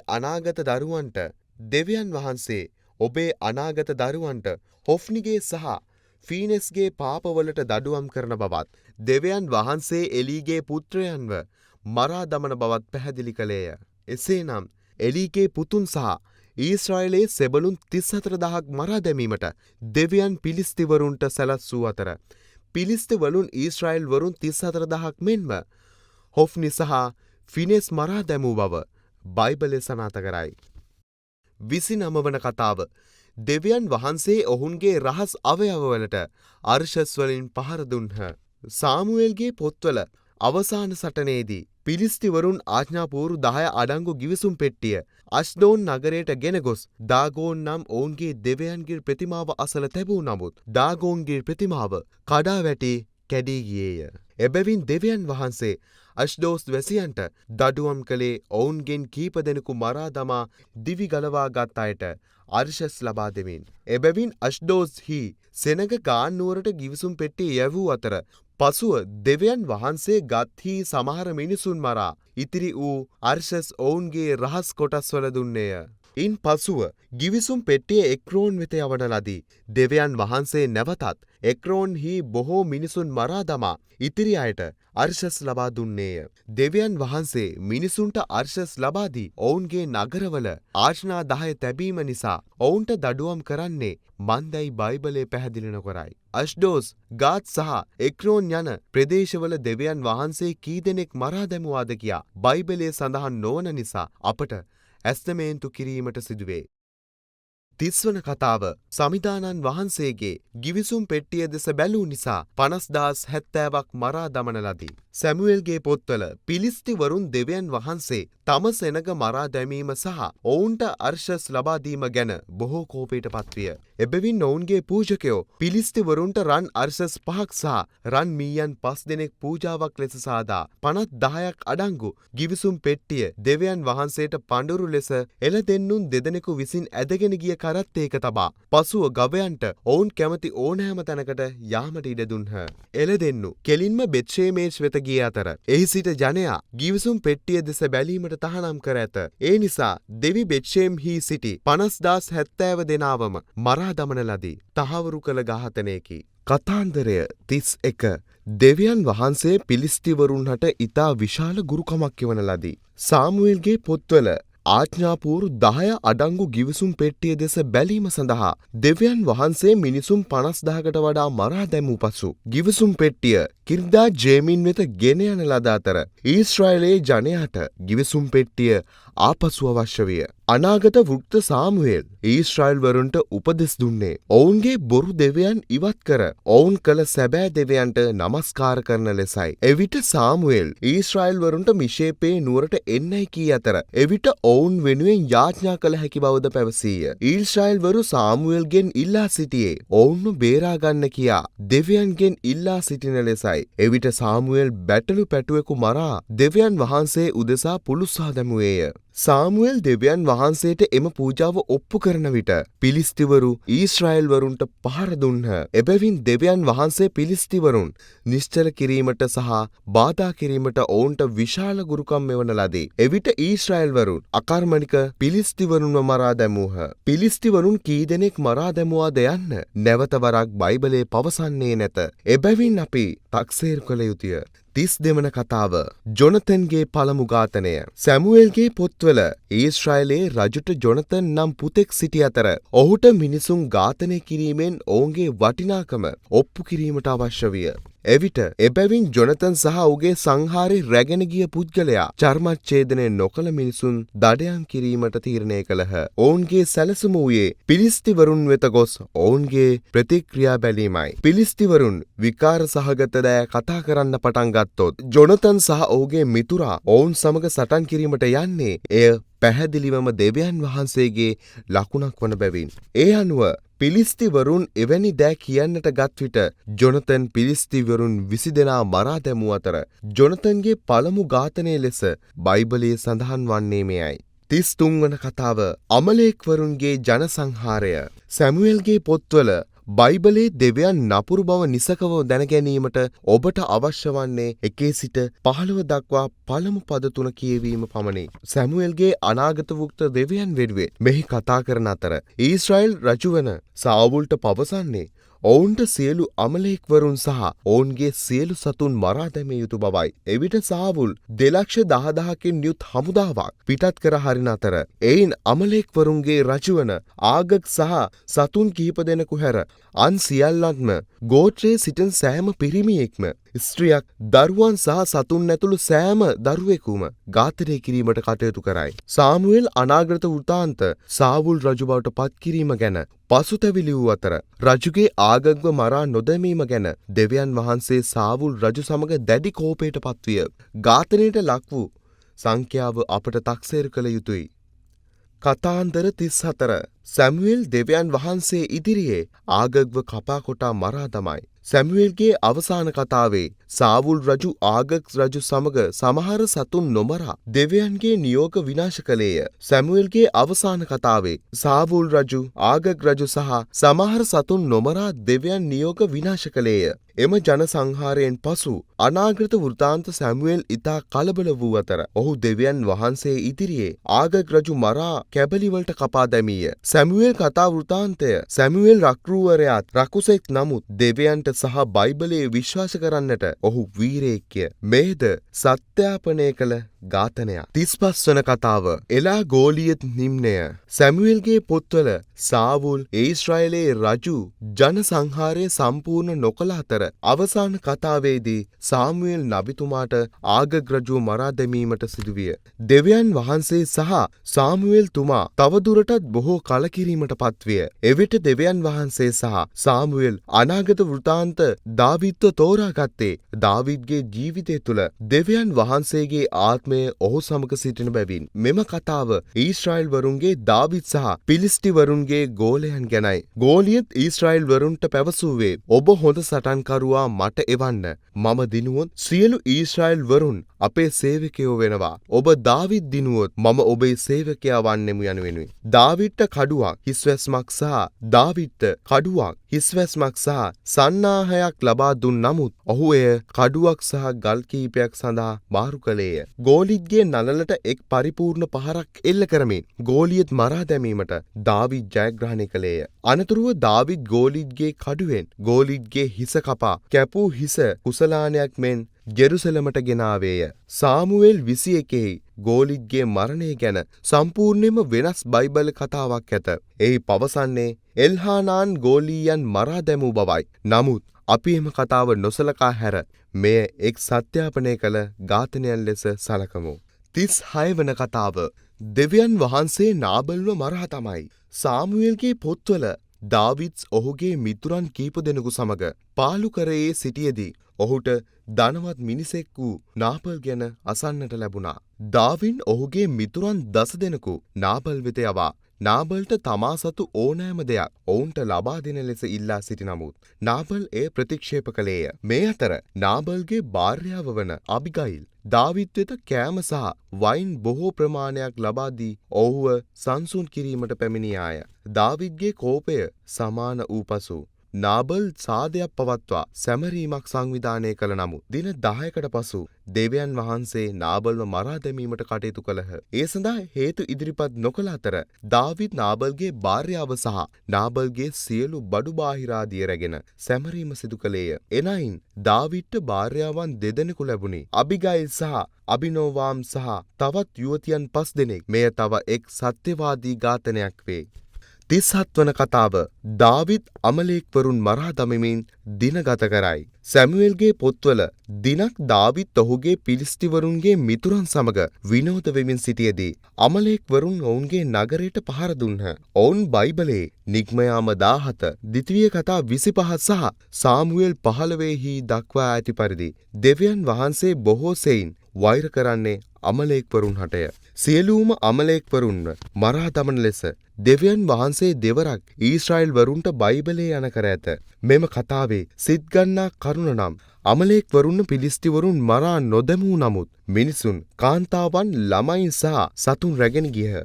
දාවිඩ් සහ ඔහුගේ මිතුරන් ආපසු නිවසට පැමිණි පසු මිනිසුන්ගෙන් සහ සතුන්ගේ නගරය හිස්ව තිබුණු දැක ඔහු කුමක් කළ යුතුදැයි දෙවියන් වහන්සේගෙන් දාවිඩ් අසන්නට යෙදුනි. දාවිඩ්ට ගොස් සියලුම අමලේක්වරුන් මරා දැමිය යුතු බව දෙවියන් වහන්සේ පවසන ලදී. එබැවින් දාවිඩ් තම හේවායන් 400ක් සමග ගොස් ඔවුන්ව පණ පිටින් නැගී පලා ගිය 400 දෙනෙකු හැර අනෙකුත් සියලුම අමලේක්වරුන් මරා දැමූ අතර දාවිඩ් ඔහුගේ භාර්යාවන් 2 දෙනා සහ ඔවුන්ගේ සියලු දේවල් ආපසු ලබා ගත්තේය. අමලේක්වරුන් කී දෙනෙක් මරා දැමුවාද යන්න මෙහි සඳහන් නොවන නිසා අප ඇස්තමේන්තු කළ යුතුය. 38 වන කතාව. දෙවියන් වහන්සේ උස්සාව මරා දමන ලදී. සැමුවෙල්ගේ පොත්වල සහ වංශ කතාවල සඳහන් වන ආඥා 10 සහිත පුවරු අඩංගු ලී පෙට්ටියක් වන ගිවිසුම් පෙට්ටිය මතකද? ගිවිසුම් පෙට්ටිය බොහෝ අපහසුතා ඇති කර ඇති බැවින් දාවිඩ් සහ ඔහුගේ හමුදාව ගිවිසුම් පෙට්ටිය නැවත ජෙරුසලමට ගෙන යමින් ගිවිසුම් පෙට්ටිය බොහෝ අපහසුතා ඇති කර ඇති බැවින් දාවිඩ් සහ ඔහුගේ හමුදාව ගිවිසුම් පෙට්ටිය නැවත ජෙරුසලමට ගෙන යමින් සිටියේදී එක් සතෙකු පැකිලී පෙට්ටිය සතාගෙන් බිමට වැටීමට පටන් ගත්තේය. උත්සාහ නම් මිනිසෙක් ගිවිසුම් පෙට්ටිය වැටීමෙන් හා කැඩීම වැළැක්වීමට උත්සාහ කළ නමුත් උත්සාහ ගිවිසුම් පෙට්ටිය ස්පර්ශ කළ නිසා දෙවියන් වහන්සේ කෝපයට පත්විය. මන්ද ඔහුට ඒ ස්පර්ශ කිරීමට අවසර නැති බැවින් එබැවින් දෙවියන් වහන්සේ උත්සාහව මරා දැමීය. 39 වන කතාව. දෙවියන් සෙමින් ලදරෙකු මරා දමයි. සැමුවෙල්ගේ පොත්වල නිරුවත් බැත්ෂෙබා ස්නානය කර ඇය සමග ලිංගිකව හැසිරෙන ආකාරය දාවිඩ් දුටු බවට වන ප්‍රසිද්ධ කතාවක් තිබේ. ඇය දාවිඩ්ගෙන් දරුවෙකු ලබමින් ගැබ් ගන්නා අතර ඇය ඒ වන විටත් උරියා නම් මිනිසෙකු සමග විවාහ වී සිටි බැවින් දාවිඩ් ඇගේ සැමියා වන උරියාව මරා දැමීමට යුද්ධයට යවන්නේය. උරියා යුද්ධයේදී මිය ගිය අතර උරියාව මරා දැමීම සහ ඔහුගේ බිරිඳ රැගෙන යාම ගැන දෙවියන් වහන්සේ දාවිඩ් සමග උරියාව මරා දැමීම සහ ඔහුගේ බිරිඳ රැගෙන යාම ගැන දෙවියන් වහන්සේ දාවිඩ් සමග නොසතුටටපත් වූ නමුත් ඔහු දාවිඩ්ට සමාව දුන් අතර සියලු දෙනා බලා සිටියේදී දාවිඩ්ගේ පුත්‍රයා වන අබිසලොම් විසින් දාවිඩ්ගේ භාර්යාව දූෂණය කරන ලෙස නියෝග කරමින් දෙවියන් වහන්සේ ඔහුගේ අප්‍රසාදය පෙන්වීමට කටයුතු කළහ. එවැන්නක් සිදු කළත් දෙවියන් වහන්සේ තවමත් සෑහීමකට පත් නොවූ නිසා ඔහු දාවිඩ්ගේ අලුත් දරුවා මරා දැමීමට තීරණය කළේය. දෙවියන් වහන්සේ මුලින්ම දරුවා අසනීප කළ අතර දාවිඩ් දරුවා බේරගන්නා ලෙස දෙවියන්ගෙන් අයද සිටියේද දෙවියන් වහන්සේ දරුවා මරා දැමීමට පෙර දරුවාට සතියක් මුළුල්ලේ දුක් විඳීමට ඉඩ දීමට තීරණය කළහ. පසුව දාවිඩ් තම පුත්‍රයාව මරා දමා බැත්ෂෙබාව නැවත ගැබ් කළ දෙවියන්ට නමස්කාර කළේය. වැඩි කල් යන්නට මත්තෙන් ඔහුට සොලමන් නම් තවත් පුතෙකු ලැබුණි. නමුත් මෙවර දෙවියන් වහන්සේ සොලමන්ට ප්‍රේම කළසේක. මෙය වූ කලි තවත් සත්‍යාපිත ඝාතනයකි. 40 වන කතාව. සාවුල්ගේ පුත්‍රයන් 7 දෙනෙක් සමිදානන් වහන්සේ ඉදිරියේ එල්ලා මරා දැමීය. සැමුවෙල්ගේ පොත්වල මෙම ඝාතනය ගැන බයිබලයේ වැඩි යමක් සඳහන් නොවේ. යම් අවස්ථාවකදී ගිබියෝන් වරුන්ව ඝාතනය කිරීම සම්බන්ධයෙන් සාවුල්ට දඩුවම් කිරීම සඳහා දෙවියන් වහන්සේ ඊශ්‍රායෙල් දේශයට වසර 3ක සාගතයක් ඇති කළේය. දාවිද් ගිබියෝන් වරුන්ගෙන් ඇසුවේ දෙවියන් වහන්සේ ඊශ්‍රායෙල් වරුන් කුසගින්නේ සිටීම නැවැත්වීමට යමක් කළ හැකිද යන්නයි. ගිබියෝන් වරුන්ට පලිගැනීමට අවශ්‍ය වූ අතර සාවුල්ගේ පුත්‍රයන් 7 දෙනා දෙවියන් වහන්සේ ඉදිරියේ එල්ලා මැරීමට ඔවුන්ට දෙන ලෙස දාවිද්ගෙන් ඉල්ලා සිටියහ. දාවිද් එකඟ වූ නිසා ඔහු සාවුල්ගේ පුතුන් 7 දෙනා සහ මුණුබුරන් 5 දෙනා අල්ලාගත් අතර ගිබියෝන් වරුන් ඔවුන් සියල්ලන්ම එල්ලා මරා දැමූ අතර මේ දෙවියන් වහන්සේ සතුටු කිරීමට සමත් විය. ඒ සමග සාගතය අවසන් කිරීමෙන් ඊශ්‍රායෙල් වරුන් කුසගින්නේ සිටීම නතර කළේය. සාවුල්ගේ පුතුන් 2 දෙනා සහ මුණුබුරන් 5 දෙනෙකු මරා දැමූ බව බයිබලයේ සත්‍යාපනය කරයි. නමුත් දෙවියන් වහන්සේ විසින් කොපමණ ඊශ්‍රායෙල් වරුන් ඝාතනයෙන් මරා දැමුවාද යන්න නොකියයි. එබැවින් අප තක්සේරු කළ යුතුයි. 41 වන කතාව. අනාගත වක්තෘවරුන් 2 දෙනෙකුගේ කතාව. රජවරුන්ගේ පොතේ අප නම නොදන්නා එක් අනාගත වක්තෘවරයෙකු ගසක් යට වාඩි වෙලා සිටි වෙනත් අනාගත වක්තෘවරයෙකුට දුටුවේය. පළමු අනාගත වක්තෘවරයා රාත්‍රී භෝජන සංහාරයට අනෙක් අනාගත වක්තෘවරුන්ට ආරාධනා කළ නමුත් දෙවන අනාගත වක්තෘවරයා පැවසුවේ නැහැ. මට යන්න බැහැ. මොකද මම දෙවියන් වහන්සේට පොරොන්දු වුණා. මම කන්නේවත් බොන්නේවත් නෑ කියා. එවිට පළමු අනාගත වක්තෘවරයා පැවසුවේ කලබල නොවන්න. මම අනාගත වක්තෘවරයෙක් සහ මමත් දෙවියන් වහන්සේගේ මිනිසෙක් වන අතර දේව දූතයෙක් මට කීවේ මම ඔබට පාන් සහ ජලය ලබා දිය යුතු බවයි. මම අනාගත වක්තෘවරයෙක් සහ මමත් දෙවියන් වහන්සේගේ මිනිසෙක් වන අතර දේව දූතයෙක් මට කීවේ මම ඔබට පාන් සහ ජලය ලබා දිය යුතු බවයි. ලෙසට මුසාවක් පැවසීය. එබැවින් දෙවන අනාගත වක්තෘවරයා පළමු අනාගත වක්තෘවරයාගේ නිවසට ගොස් පාන් සහ ජලය පානය කළ අතර දෙවන අනාගත වක්තෘවරයා කමින් බොමින් නීති කඩකිරීම ගැන දෙවියන් වහන්සේ කෝපයට පත්විය. ඉතින් දෙවන අනාගත වක්තෘවරයාගේ ගෙදර යද්දී සිංහෙක් ඔහුව මරණයට පත් කරන ලදී. ඉන් තවත් මරණයක් තහවුරු විය. මට අනුව මෙහි පවතින ඉගෙන ගත යුතු දේ නම් දෙවියන් වහන්සේ ඔබට කෙලින්ම පවසන්නේ නම් මිස වෙනත් කිසිවෙකු ඔබට පවසන කිසිවක් විශ්වාස නොකරන්න යන්නයි. 42 වන කතාව. ජෙරබෝවාම්ගේ පුතා දෙවියන් වහන්සේ තවත් දරුවෙකු මරා දමයි. රජවරුන්ගේ පොතේ කතාව ආරම්භ වන්නේ ජෙරබෝම් රජුගේ පුතා අබියා නම් වන රෝගී දරුවෙකුගෙනි. ජෙරබෝවෝම් තම පුතා ගැන කනස්සල්ලට පත්ව සිටින අතර ඔහුගේ බිරිඳට පැවසුවේ අන්ධ අනාගත වක්තෘවරයෙකු වන අබියාගෙන් ඔහුගේ පුතාට සනීප වේදැයි විමසන ලෙසයි. එමෙන්ම වෙස්වලාගෙන ගොස් විමසන ලෙසටත් ඔහු ඇයට පැවසීය. මේ අතර දෙවියන් වහන්සේ සිදුවෙන්නේ කුමක්දයි දැන සිටි අතර ඔහු අන්ධ අනාගත වක්තෘ අබියාට පැවසුවේ වෙස්වලාගත් රැජින ඉක්මනින් ඇය බැලීමට පැමිණෙන බවයි. අනතුරුව ජෙරබෝවාම්ගේ භාර්යාව පැමිණ අන්ධ අනාගත වක්තෘ අබියාව මුණ ගැසුණු විට ඔහු ඇයට නරක ආරංචියක්ව දෙවියන් වහන්සේ ඇගේ ස්වාමි පුරුෂයා සමග කෝපයෙන් සිටින බවත් දෙවියන් වහන්සේ ඇගේ සියලු පුතුන් මරා දමන බවත් ඇගේ පවුල විනාශ කරන බවත් ඇය ආපසු නිවසට පැමිණි පසු ඇගේ අසනීප දරුවා මිය යන බව පැවසුවේය. ජෙරබෝවෝම්ගේ බිරිඳ ආපසු නිවසට පැමිණි විට මව ඔහුගේ කාමරයට ඇතුළු වූ මොහොතේම දෙවියන් වහන්සේ අසනීප වූ පිරිමි ළමයා මරා දමන ලදී. 43 වන කතාව. ජෙරබෝවෝම්ගේ පවුල. රජවරුන්ගේ පොතේ අවසාන කතාවේදී අන්ධ අනාගත වක්තෘවරයා ජෙරබෝවෝම්ගේ බිරිඳට අනතුරු ඇඟවූයේ දෙවියන් වහන්සේ ජෙරබෝවෝම්ම මුළු පවුලම මරා දමන බවයි. ජෙරබෝවෝම්ගේ මුළු පවුලම මරා දමන්න කියා දේවි භාෂාට අනකල අතර එසේ මරා දැමූ මිනිසුන් ගණන බයිබලයේ සඳහන් කර නැත. එබැවින් අපි තක්සේරු කළ යුතුය. 44 වන කතාව. අල්ලාගත් රජෙකු ඝාතනය නොකළ නිසා දෙවියන් විසින් අහබ්ව මරා දමයි. රජවරුන්ගේ පොතේ අවසාන පරිච්ඡේදයේ අනාගත වක්තෘවරයෙකුට පහර දී කැලලක් කිරීමට උපදෙස් ලබා දුන් අනාගත වක්තෘවරයෙකුට පහර දී කැලල් සිදු කිරීමට උපදෙස් ලබා දුන් නමුත් එසේ නොකිරීම නිසා මිනිසෙකු මරා දැමීමට දෙවියන් වහන්සේ සිංහයෙකු වෙවන ලදී. මෙම කතාවේ තවත් එක් මිනිසෙක් අණ කළ විට අනාගත වක්තෘවරයාගේ මුහුණට පහර දී තුවාල කිරීමට කැමැත්තෙන් සිටියේය. අනාගත වක්තෘවරයාට අහප් රජු හමුවීම සඳහා ඔහුගේ මුහුණ වෙස්වලා ගැනීමට කැලල සහ අලු අවශ්‍ය විය. අහප් රජු වෙස්වලාගත් අනාගත වක්තෘවරයාව මුණ ගැසුණු විට අනාගත වක්තෘවරයාව හඳුනා නොගෙන සිරකරුවෙකුට පලා යාමට ඉඩ දුන් බව ඔහු පැවසීය. අනාගත වක්තෘවරයා ඔහුගේ වේශය ඉවත් කර සිරියාවේ බෙන්හදාද් රජුට ජීවත් වීමට ඉඩ දීම සඳහා දෙවියන් වහන්සේ අහබ් රජු සහ ඔහුගේ පවුලේ අයව මරා දැමීමට යන බව ඔහුට දන්වා සිටියේය. සිරියානුවන් සමග සටන් කරන විට අහබ් රජුව මරා දැමීමට දෙවි සැලසුම් කරන ලදී. 45 වන කතාව එලියාට ඔහුගේ කන්දෙන් බැස එන ලෙස ඉල්ලා සිටි. එලියාට ඔහුගේ කන්දෙන් බැස එන ලෙස ඉල්ලා සිටි නිසා දෙවියන් වහන්සේ මිනිසුන් 102 දෙනෙකු පුළුස්සා මරා දැමූහ.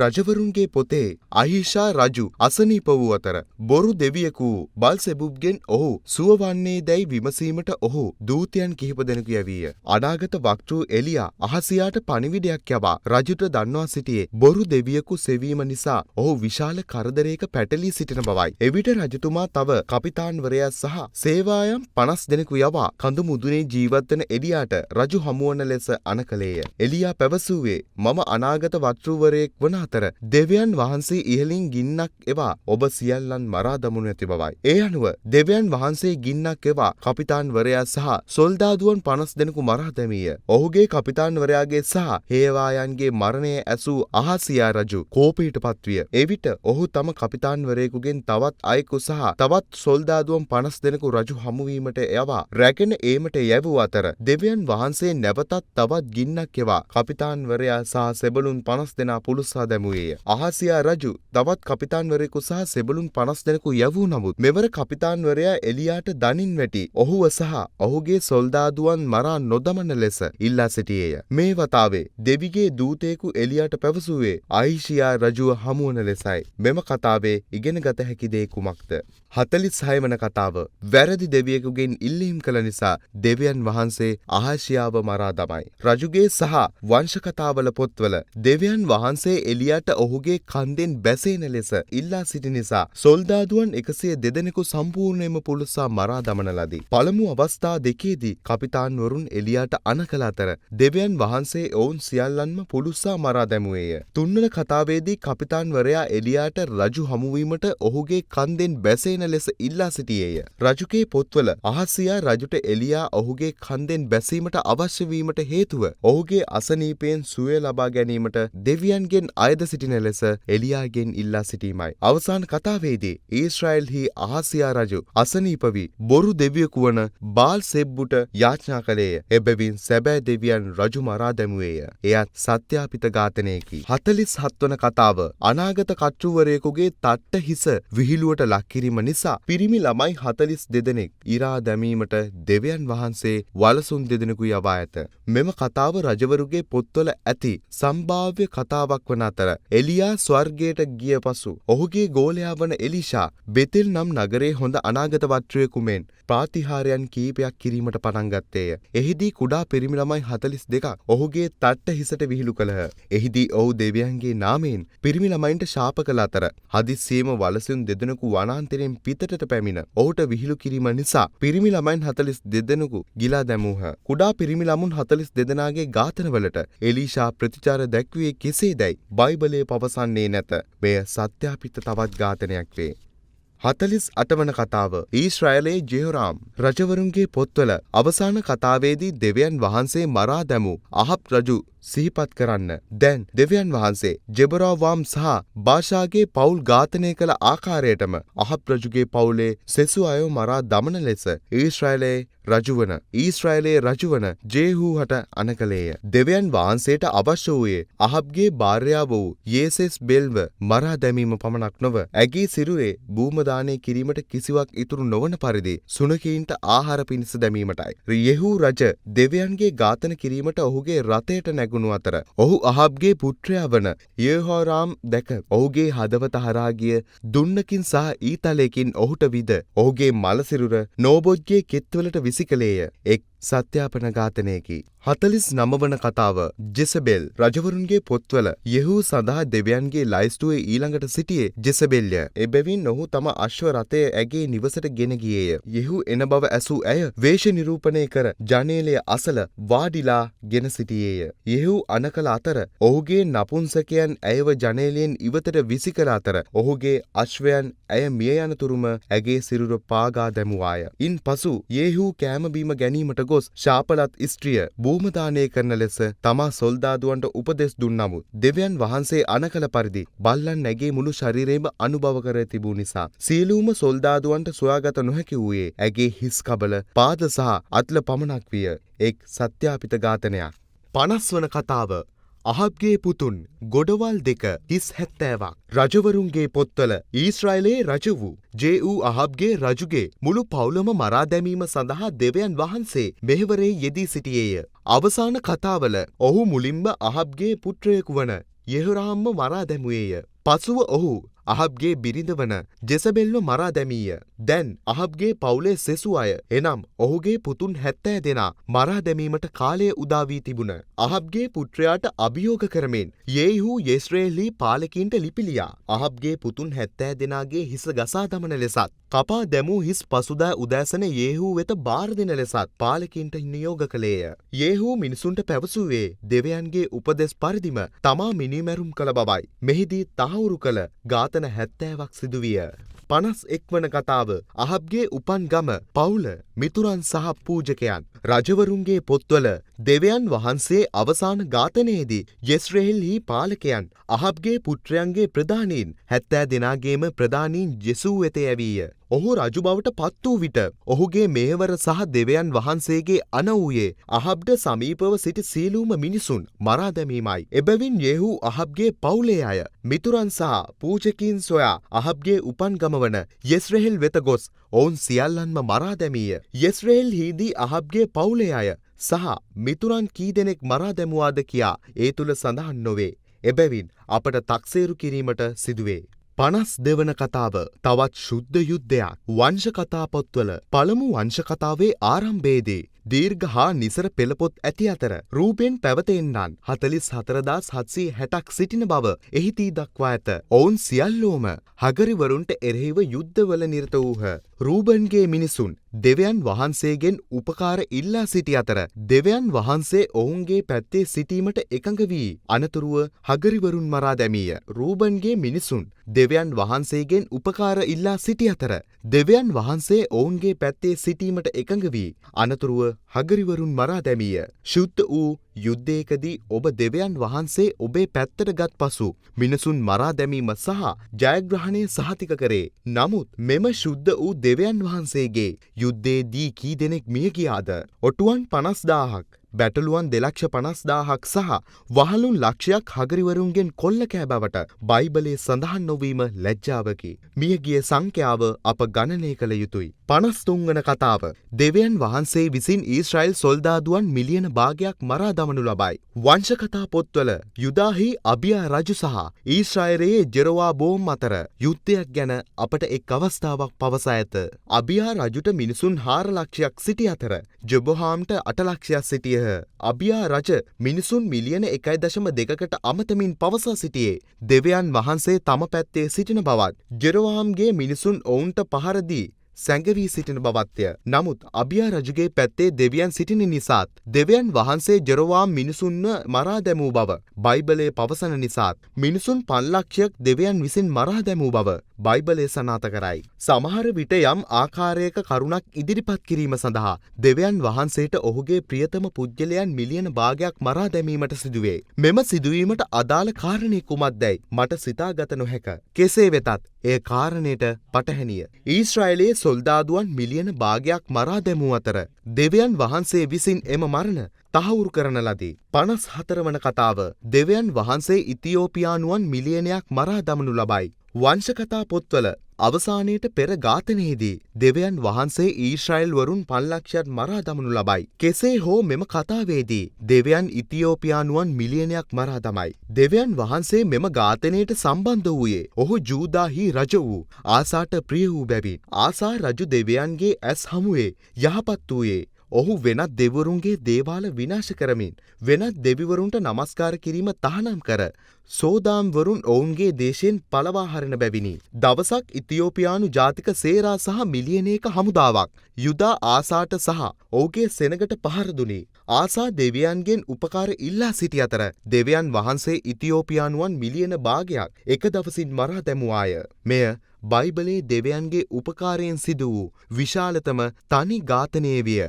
තහවුරු කළ මරණ මිලියනයක් සිදුවිය. 55 වන කතාව ජෙරුසලමේ බිඳ වැටීම. වංශ කතා පොතේ දෙවියන් වහන්සේ වෛර කළ ෂෙදෙකියා නම් රජෙක් සිටියේය. ඔහු නිහතමානී නොවිය. ඔහු කැරලිකරුවෙක් විය.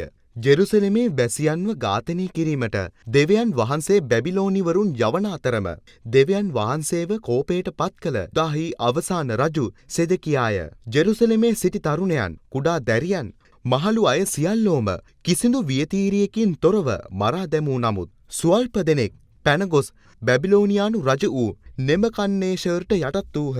මරා දැමූ සංඛ්‍යාව බයිබලයේ සඳහන් නොවන නිසා අප ඇස්තමේන්තු කරමු. 56 වන කතාව දෙවියන් වහන්සේ සහ සාතන් ජෝබීගේ දරුවන් සහ වහලුන් මරා දමයි.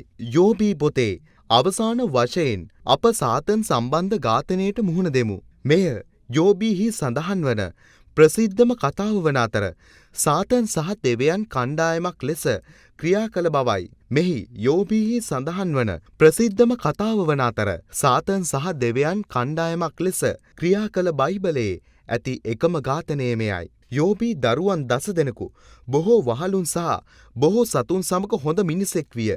ඔහුට වහලුන් සිටියත් ඔහු පරිපූර්ණ බව බයිබලයේ පවසයි. දිනක දෙවියන් වහන්සේ සාතන්ව මුණ ගැසී පරිපූර්ණ අවංක සහ දේව බය නැති මිනිසයා වූ යෝබීව දුටුවේදැයි විමසුවේය.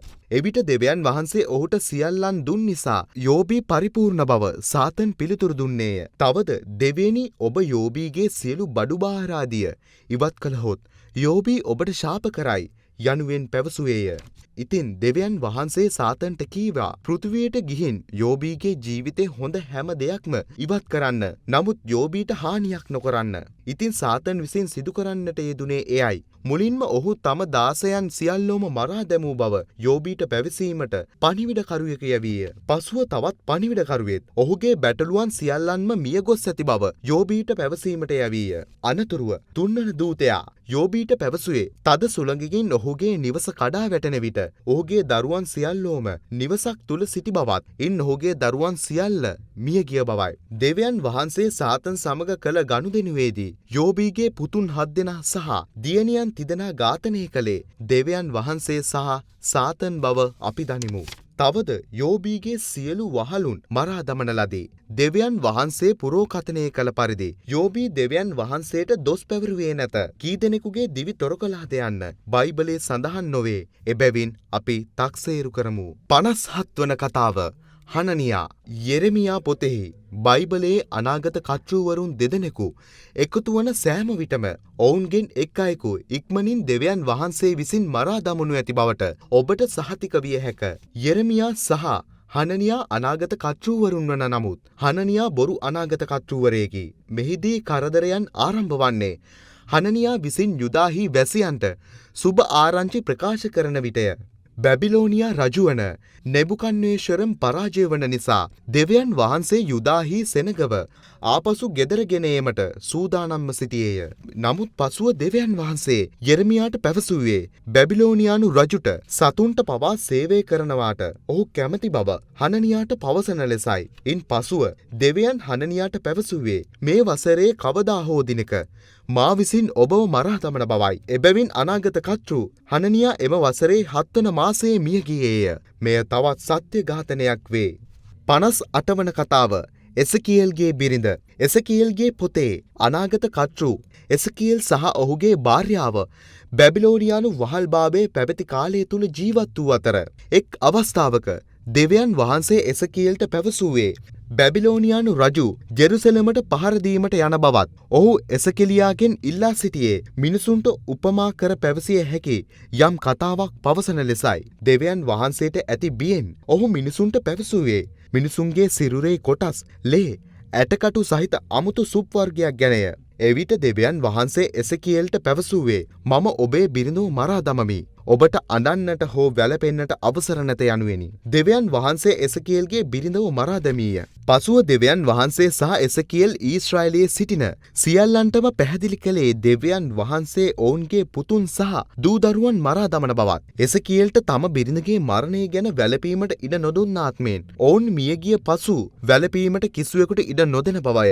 මේ කතාවෙන් ඔබට ලබාගත හැක්කේ කුමක්ද යන්න මම නොදනිමි. තවත් තහවුරු කළ ඝාතනයක් වේ. 59 වන කතාව. ජූඩීත් සියලු කාන්තාවන්ට වඩා ආශිර්වාද ලබයි. ජූඩීන්ගේ දානියෙල් පොතේ අපෝරිෆල් පරිච්ඡේදයේ ඊශ්‍රායලයේ පීඩාවෙන් ගලවා ගැනීමට උදව් කළ බව කියන ජූඩීන් නම් අලංකාර වැන්දබුවක් සිටී. ජූඩීන් ඇගේ සතුරන් මරා දැමීමට දෙවියන්ගෙන් උපකාර ඉල්ලා සිටි අතර දෙවියන් ඇයට උපකාර කළේ ඇයට ජෙනරාල්ව පොළඹවා මරා දැමීමට හැකියාව ලබා දෙමිනි. දෙවියන් වහන්සේ ජූඩීත්ට තවත් සුන්දර කර අතල ඒ නිසා ඇයට ඇසිරියානු ජෙනරාල් හොල්ෆොයිරස්ව රැවටීමට සහ ඝාතනය කිරීමට හැකිවිය. දිනක් ඇසිරියානු ජෙනරාල්වරයා බීමත්ව ඔහුගේ ඇඳමත නිදාගත් අතර ජූඩීන් ඔහුගේ හිස ගසා දැමීය. බයිබලයේ පවසන්නේ ජූඩීත්ගේ ක්‍රියාව නිසා ඇය සියලු කාන්තාවන්ට වඩා ආශිර්වාද ලැබිය යුතු බවයි. එවිට බයිබලයේ වඩාත්ම ආශිර්වාද ලත් කාන්තාව කවුද? මරියා, යායේල් නැත්නම් ජූඩීත්. මරියා සහ යායේල් කාන්තාවන් අතර ආශිර්වාද ලද අය වූ නමුත් ජූඩීත් සියලු කාන්තාවන්ට වඩා ආශිර්වාද ලබයි. එවිට සියලු කාන්තාවන්ට වඩා ආශිර්වාද ලද්දේ ජූඩීත්ය. මෙහි තවත් එක් සත්‍යාපන ඝාතනයක් සිදුවිය. 60 වන කතාව. ජූඩීත් සමූල ඝාතනය. ජූඩීත්ගේ පොතේ ජූඩීත් ඊශ්‍රායල් වරුන් වෙත ආපසු පැමිණි විට ඇගේ හොල්ෆොරිනස්ගේ හිස රැගෙන මෙම ඝාතනයට කිසිදු ලිංගික සම්බන්ධයක් නොමැති බව සියලු දෙනාටම පැවසුවාය. ජූඩීත් ඊශ්‍රායල් වරුන්ට පැවසුවේ හොල්ෆොරිනස්ගේ හිස බිත්තියේ එල්ලා ඇරිසියානුවන්ට හොල්ෆොරිනස්ගේ හිස නැති සිරුර දැකීමට සලස්වන ලෙසයි. ඇරිසියානුවන් හොල්ෆොරිනස්ගේ හිස බිත්තියේ තිබෙන දුටු විට ඔවුන් සියල්ලෝම පලා ගියහ. දුවන ඇරිසියානුවන්ට පහරදී මරා දමන ලෙස ජූඩීත් ඊශ්‍රායල් වරුන්ට පැවසූ අතර පලා යන ඇරිසියානු හමුදාව සොල්දාදුවන් මරා දැමීමට දෙවියන් වහන්සේද උදව් කළේය. මෙහිදී කොපමණ දෙනෙකු ඝාතනය වූවාද යන්න පතේ සඳහන් නොවන නිසා අපට ඇස්තමේන්තු කිරීමට සිදුවේ. 61 වන කතාව. දෙවියන් වහන්සේ ජූදාස් මැකබියාස්ට උපකාර කළසේක. මැකබියාස්ගේ පොත්වල මතනියාස් මියගිය පසු ඔහුගේ පුත් ජූදාස් මැකබිස් ඔහු වෙනුවට යුදෙව් ත්‍රස්තවාදීන්ගේ නායකයා ලෙස පත්විය. යූදාස් ඇපලෝනියස් සහ ඔහුගේ බොහෝ සෙබළුන් මරා ඇපලෝනියස්ගේ කඩුව අතට ගත්තේය. සිරියානු විශාල හමුදාවේ කපිතාන් සෙරෝන් ජූදාස්ගේ කුඩා හමුදාවට පහර දුන් විට ජූදාස් තම සොල්දාදුවන්ට පැවසුවේ යුද්ධයේ සාර්ථකත්වය මිනිසුන්ගේ සංඛ්‍යාව මත නොවේ දෙවියන් වහන්සේ මත පවතින බවය. ඒ අනුව දෙවියන් වහන්සේ ඔහුගේ පැත්තේ සිටින බැවින් ඔවුන් කිසිදු ආයුධයක් නොමැතිව යුද්ධයට ගියහ. මෙහිදී ඔවුන් වෙනුවෙන් සියලු ඝාතන දෙවියන් වහන්සේ විසින් සිදු කළ නිසා ඔවුන් යුද්ධය දිනූ බව අපට කියනු ලැබේ. ඝාතනයට ලක් වූ සංඛ්‍යාව තක්සේරු කළ යුතුය. 62 වන කතාව. හනුක්කා ඝාතනය. මැකබිස්ගේ පොත්වල දෙවියන් වහන්සේ මිනිසුන් 3000ක් මරා දැමූ එම අවාසනාව සටනින් වසරකට පසු ලීසස් 60000ක හමුදාවක් සමග ජූදාට පහර දුන්නේය. ජූදාස් මැකබියස් සෑම විටම දෙවියන් වහන්සේ ඔහුගේ පැත්තේ සිටි නිසා නමුත් ඔහුගේ කුඩා හමුදාව මෙම විශාල හමුදාවට පහර දුන්නේ කෙසේද? නැවතත් ඔහු දෙවියන් උපකාර ඉල්ලා සිටි අතර ලීසස් හමුදාවට බිය ඇති කර පහරදී සියලු ලීසස් මිනිසුන් මරා දමන ලෙස ඉල්ලා සිටියේය. මෙම සිදුවීමේදී දෙවියන් වහන්සේ ලීසස් මිනිසුන් 5000ක් මරා දැමූ බව අපට කියනු ලැබේ. ඉතිරි අය පසුබැස ගියහ. මේ අතර ජූදාස් මැකබියස් සහ ඔහුගේ මිනිසුන් පන්සල් පිරිසුදු කිරීමට හා අලුත් වැඩියා කිරීමට තීරණය කර සතුන් කීප දෙනෙකු මරා දෙවියන් වහන්සේට පූජා කළහ. දෙවියන්ට පහර දීමට තීරණය කළ අන්ජාතීන්ගේ කෝපයට හේතු වූ හනුක්කා දින 8 සඳහා ආభాෂ ලබා දුන්නේ මෙයයි. එය නැවතවරක් දෙවියන් වහන්සේ සහ ජූදාස් මැකබිස් තුල ඝාතන මනෝභාවයක් ඇති කළ අතර එබැවින් ජූදාස් මැකබිස් එසව්ගේ දරුවන් මරා බීන්ගේ දරුවන් පුළුස්සා මරා දමා අමෝන්මරුන්ගේ දරුවන්ද මරා දැමීය. අවසානයේදී දෙවියන් වහන්සේ ජූදාස්ට අනික් ජාතීන් මරා දැමීමට උපකාර කළේ දෙවියන් වහන්සේ අනෙක් මිනිසුන්ට වඩා යුදෙව් ජනයාට ප්‍රිය කර බැවිනි. ඒ අනුව ලීසස්ගේ හමුදාවේ සොල්දාදුවන් 5000ක් ඝාතනය සත්‍යාපනය කර ඇති අතර එසව් බීන් සහ අම්මෝන්ගේ දරුවන්ගේ මහා ඝාතනයෙන් ඇස්තමේන්තු ගත ඝාතන 10000ක් පමණ සිදුව ඇත. 63 වන කතාව නිකරෝන්ගේ හමුදාව සර්ව බලධාරී දෙවියන් ඔවුන්ගේ සහායකයා වූ අතර ඔවුන් මිනිසුන් 9000කට වඩා මරා දැමීය. මැකබිස්ගේ දෙවන පොතේ පිලිප්ස් රජු ජෙනරාල් නිකොරස් සහ ගොරිජියාස් සහ සොල්දාදුවන් 20000කගේ සහාය ඇතිව සියලුම දෙව්වන් සමූල ඝාතනය කිරීමට උත්සාහ කළ බව අපහට දැනගන්නට ලැබේ. නමුත් ජූදාස් මැකබියස් මෙම කුමන්ත්‍රණය ගැන අසා ඔහු සතුරන් 20000ක් සමග සටන් කිරීමට මිනිසුන් 7000ක හමුදාවක් එක්කලේය. ඔහුගේ සොල්දාදුවන්ට දෙවියන් වහන්සේ ඔවුන්ගේ පැත්තේ සිටින ආකාරය සිහිපත් කරමින් ඔවුන් මීට පෙර සෙනකිරීබ්ගේ නිදා සිටි සොල්දාදුවන් 1,85,000ක් මරා දමා ගලාතීරවරුන් 1,20,000ක් මරා දැමූහ. ජූදාස් එඩ්සාර්ගේ ශුද්ධ වූ පොත කියවීමෙන් තම කතාව අවසන් කළ පසු දෙවියන් වහන්සේ සහ ඔහුගේ සොල්දාදුවන් නිකරෝන්ගේ 20000ක සොල්දාදුවන් සමග සටන් කිරීමට පිටත් වූහ. ඔවුන් නිකරෝන්ගේ හමුදාවේ මිනිසුන් 9000කට වඩා මරා දැමූ අතර තිමෝතියස් සහ බැකීඩියස්ගේ හමුදාවෙන් තවත් මිනිසුන් 20000ක් මරා දැමූහ. ඔවුන් පිලකස් සහ කැලස්ටීස්ට ඝාතනය කළහ. ඒ අනුව ගත් කල මෙම කතාංගයේ සම්පූර්ණ සත්‍යාපිත ඝාතන සංඛ්‍යාව 1,07,200ක් වේ. 64 වන කතාව ස්වර්ගී අසරවරුන් 5 දෙනෙක් සතුරා වෙත ඊතල සහ ගිනිබෝල හෙළති. මැකබියස්ගේ පොත්වල තිමෝතියස් සහ ඔහුගේ හමුදාව ජූදාස් මැකබියස්ගේ හමුදාව සමග සටන් කරමින් සිටි අතර දෙවියන් වහන්සේ ජූදාස් මැකබියස්ගෙන් පැත්තේ සිටින බව අපි කලින් කතාවේ දනිමු. ඒ අනුව බයිබලය පවසන්නේ අශ්වයින් පිට නැගි මිනිසුන් 5 දෙනෙක් ස්වර්ගයෙන් බැස තිමෝතියස්ගේ හමුදාවට ඊතල සහ ගිනිබෝල දමා ඔවුන්ව අන්ධ කළ බවයි. සිරුරු ගණන සොල්දාදුවන් 20500ක් සහ අසුරුවරුන් 600ක් බව අපට කියනු ලැබේ. තවද මෙම කතාව තවත් දීර්ඝව ඇදේ. සමහර තිමෝතියස් සොල්දාදුවන් පලා ගොස් දියුරමින් සහ අපහාස කරමින් සිටියහ. ජූදාස්ගේ මිනිසුන්ට ඔවුන් අපහාස කරන්නන් මරා දැමූ බව ඇසූ විට ඔවුන් තිමෝතියස් ඔහුගේ සහෝදර චෙරියස් සහ ඇපොලෝපෙනස් නම් සොල්දාදුවෙකු මරා දැමූහ. ඒ අනුව සටනේදී මිනිසුන් 20100ක් මිය ගිය අතර තවත් නම් සහිත 3 දෙනෙක් මිය ගියහ. සියලුම සත්‍යාපිත ඝාතන වේ. 65 වන කතාව මිනිසුන් සෙමින් විනාශ කිරීමට දෙවියන් වහන්සේ බඹරුන් එවන ලදී. පැරණි ගිවිසුමේ මුල් කාලයේදී ඊශ්‍රායෙල් වරුන් ඔවුන්ගේ සතුරන් පරාජය කිරීමට උපකාර කිරීම සඳහා බඹරුන් නැවීමට දෙවියන් වහන්සේ පොරොන්දු විය. කෙසේ වෙතත් දෙවියන් වහන්සේ මීට පෙර කිසි දිනක සත්‍ය වශයෙන්ම නොකළ නමුත් දැන් ප්‍රඥාවේ පොතෙහි තවත් අපෝරිෆල් පාඨයේ සෙමින් නමුත් නිසකවම ජනතාව විනාශ කිරීමට බඹරුන් එවන බව දෙවියන් වහන්සේ සනාථ කරන්නේය. මෙහිදීද මියගිය සංඛ්‍යාව තක්සේරු කළ යුතුයි. 66 වන කතාව අනසිස් සහ සෆීරා. අවසාන වශයෙන් අප නව ගිවිසුමේ සිටිමු. ක්‍රියා පොතෙහි විවාහක යුවළ වන අනසිස් සහ සෆීරා ඔවුන්ගේ ඉඩම විකුණා එයින් ලැබුණු මුදල් පෙරේරිතයන්ට දුන්හ.